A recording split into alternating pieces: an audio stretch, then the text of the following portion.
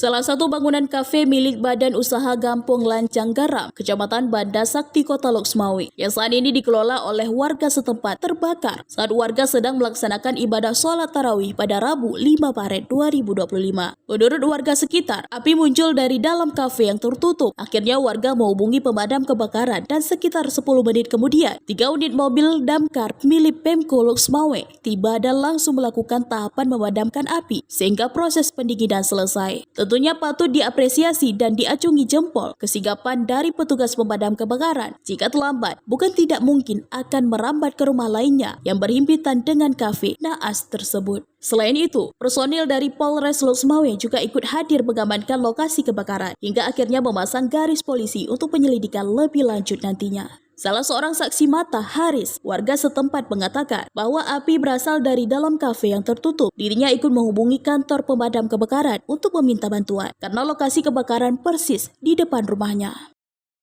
Bang, bagaimana kondisi awal kebakaran nih, Bang? Ini kebakarannya antara dua, kalau bukan karena konslet mungkin kompor ya, ada kompor yang belum dimakan di kafe LG Lancang Garam.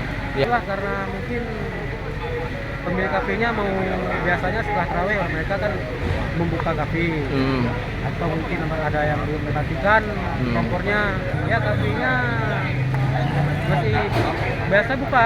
Enggak, waktu kejadian kosong nih berarti? Nah, kosong, belum ada orang, nggak ada orang. Kafenya nggak ada orang, mungkin orangnya masih tarawih.